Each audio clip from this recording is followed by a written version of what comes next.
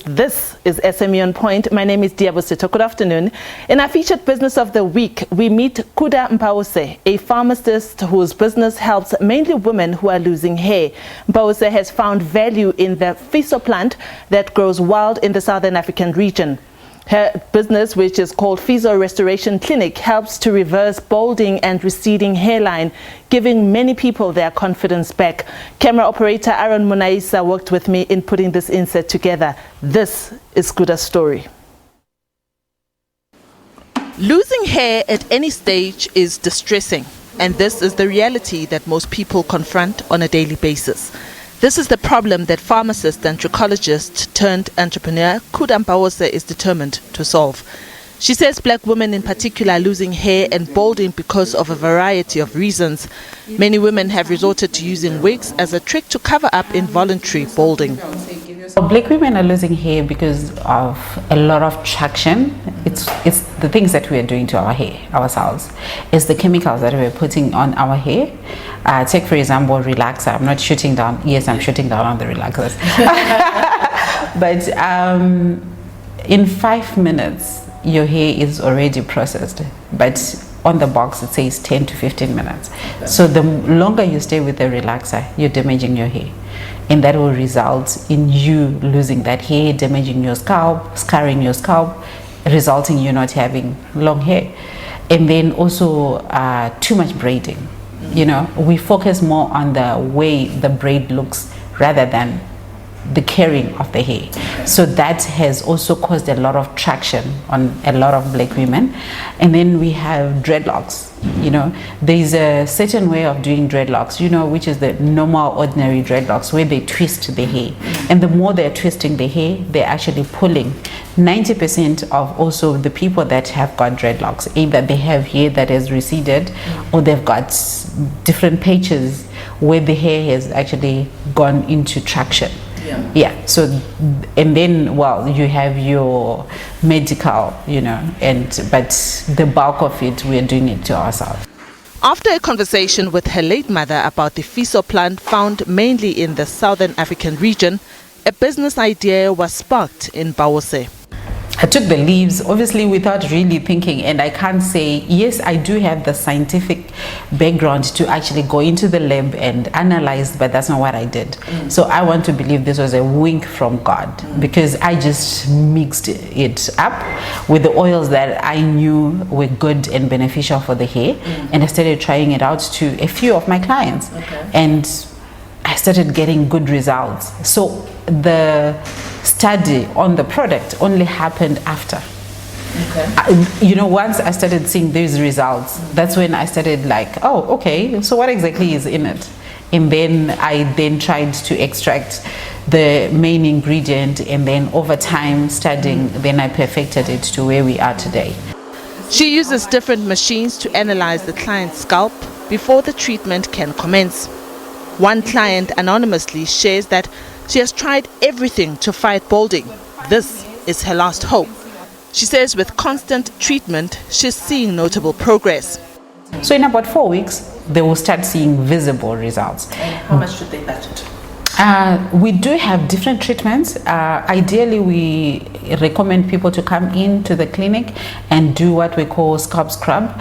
And the scalp scrub is usually about 450 rand, and then if they want to just start onto the Feso product, ideally it's better to start. The one that will give you like the 4 weeks that I'm talking about is 300 rand, but definitely you will see results in the first bottle.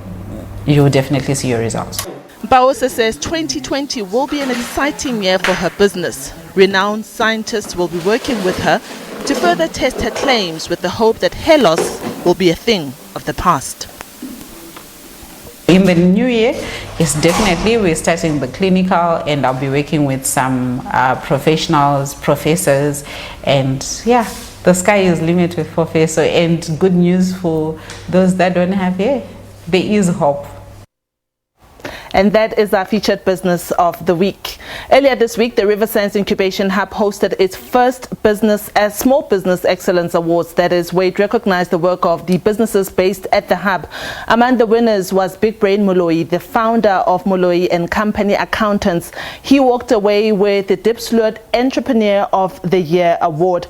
The Diepsloot Entrepreneur of the Year Award acknowledges business owners who come from the nearby township of Diepsloot. Mr. Big Brain Malawi is joining us now in studio on SME on Point to talk about his award and his business. Thank you so much, Mr. Malawi, for making time to come to SME on Point. We really welcome you. First of all, congratulations on your award. Really well deserved. But please do share with us a bit about Malawi and Company Accountants. Thank you very much. I'm very elated about the award. I never expected it. It came as a surprise. Yeah. And what do you want to know? I also want to know, you know, what it means for your business, and also if you could just share with us the landscape of entrepreneurship around Diepsloot. What is it like? Is it easy to start business there and to maintain it and to succeed? This award means a lot to me in my business.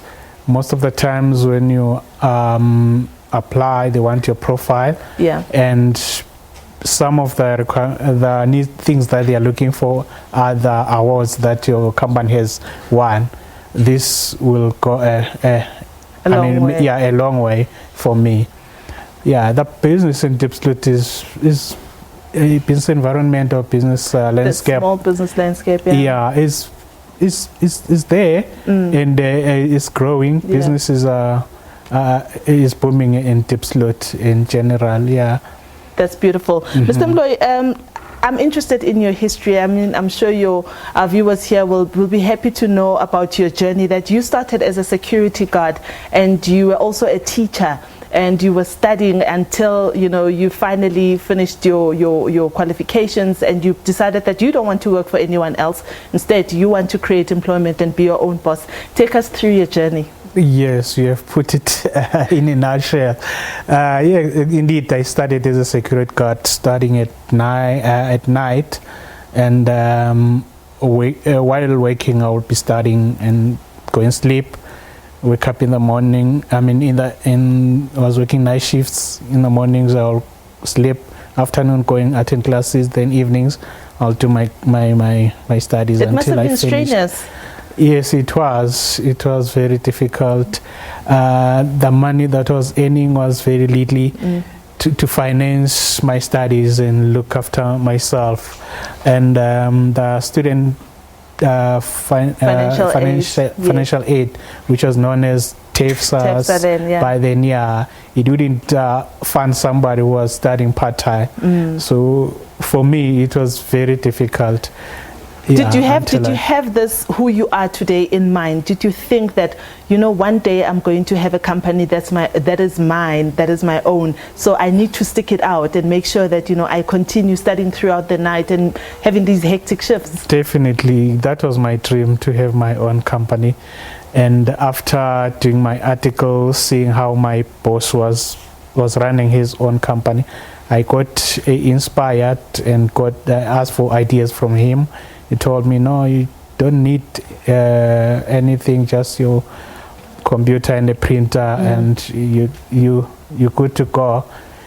I looked for a room around Diepsloot in the backyard. I rented it. I stayed there. My bed was there. My table there with the computer was there. I started working and moved to a bigger garage, which I could now divide with the curtain, wake with one side and sleep one side, until I moved to another flat like in Diepsloot, where I had a separate room to sleep and an office. Then I was able to add 2 people to work with me until I moved on to River Science Incubation Hub. That is where I want to go. You know, yes. How was your journey there? I've met a lot of entrepreneurs who are based at the River Science Incubation Hub.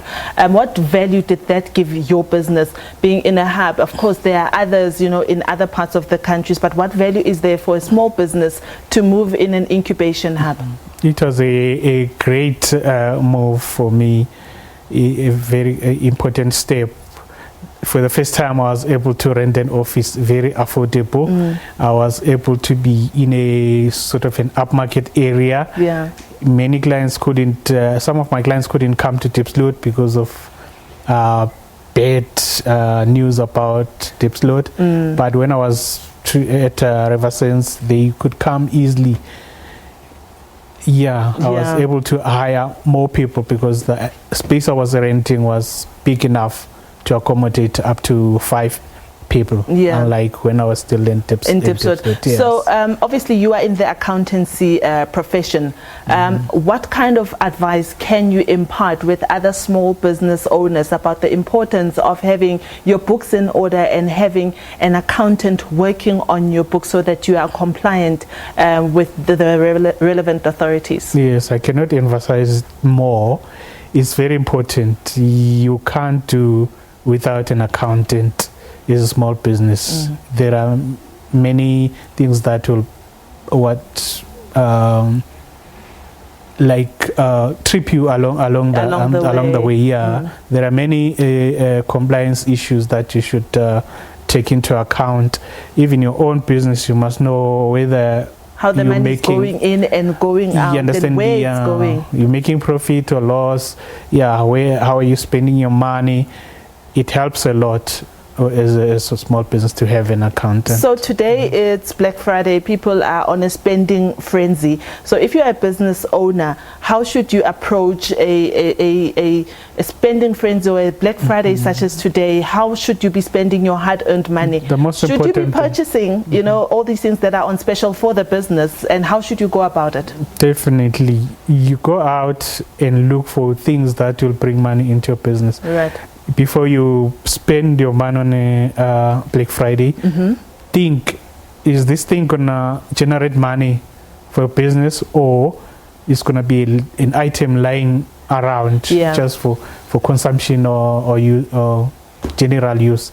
If the answer is no, it won't generate any money, don't spend your money on it. As a small business, most of your expenditure must be directed towards growing your business.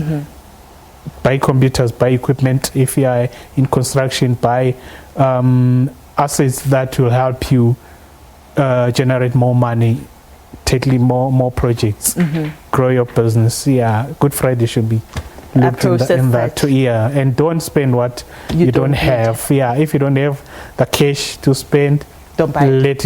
Let it go. Mr. Big Brain Malawi, thank you so much for making time to join us on SME on Point, and congratulations once again on your award. We really appreciate your time. Thank you. Thank you. I appreciate it as well. And as always, we end SME on Point with our inspirational quote of the week. And this week is from Pharmacist Fortune. She also calls herself the Pitbull in Heels. And I thought it would be fitting for today since it's Black Friday. And it reads, when making big money decisions within the business, always ask yourself, do I want it or do I need it? This can stop unnecessary spending and help you save. I wish you wisdom as you shop your hard-earned money. And to get in touch with us on SME on Point, you can email me on setho@sabc.co.za. On Twitter and on Facebook, my handle is @Liabo Setho.